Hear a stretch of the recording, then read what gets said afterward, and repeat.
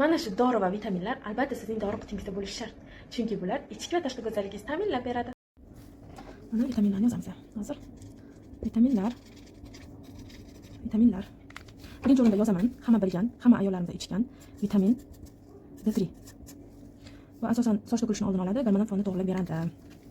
Buni asosan yog'da erigani uchun ertalab nonushtadan keyin ichilgan ma'qul.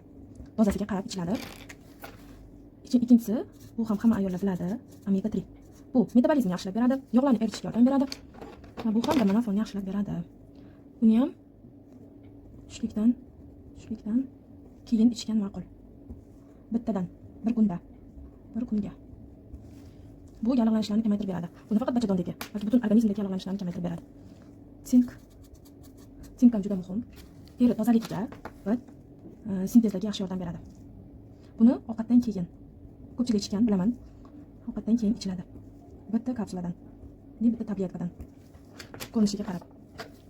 Bizning asosiy hozir vitaminimiz kelyapti. Bu kollagen hisoblanadi. Kollagen ko'pchilik ichgan, sashe ko'rinishdagisini yoki tabletka ko'rinishidagini ichgan bo'lishi kerak. Bu teri, soch, tirnoq holatini chiroyli ko'rsatadi, yoshartiradi.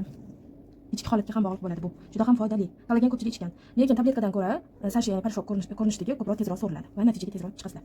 Buni ertalab och qoringa ichish kerak. Qoringa ichiladi. Agar parishok ko'rinishda bo'lsa bir sashe, tabletka ko'rinishda bo'lsa bir tabletka. Bo'ldi. Ko'pincha kurs lecheniya bunga 3 oy, 1 oy ayollarning holatiga qarab buyuriladi. Endi asosiy foliovoya kislota. Buni homilador ayollar, homiladorlikka tayyorgarlik vaqtida yoki homilador ayollar ko'proq ichgan bo'lishi kerak. Buni bilasizlar. Bu o'sha follikullarni yetiltirishda yordam beradi. Ovqatga bog'liq emas. Kimdirlar ovqatdan keyin, kimdirlar ovqatdan oldin, u umuman ovqatga bog'liq bo'lmaydi. Endi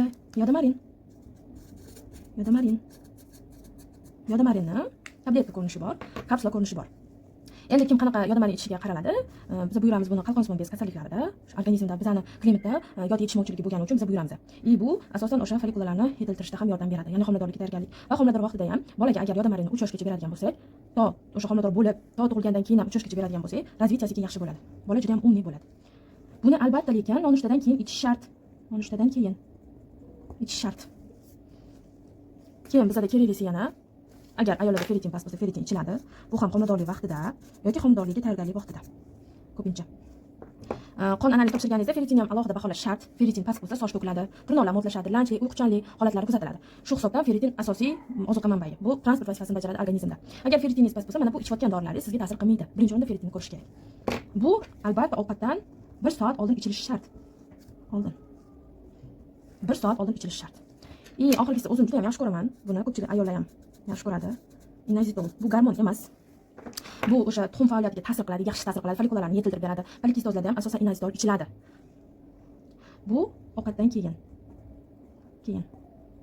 Bu aytib o'tay, o'sha insulin rezistentlikda ham juda ham foydasi bor. Insulin baland insonlarda ichiladi inazitol. Tushirib beradi, yog'larni eritishga yordam beradi. Va insulin ichiladi. Mana shu vitaminlar hammada bo'lishi shart. Kommentariyada o'z fikringizni qoldiring. Kim qanchadan ichardi, kim qanaqa holatda ichardi, noto'g'ri ichganmisiz? Va bu vitaminlarni ichishdan oldin albatta analizga topshirish shart. Analizga qarab dozasi, masalan, vitamin D3 ning ham o'zini dozalari bo'ladi maxsus. Shular beriladi. Mana shular albatta kerak.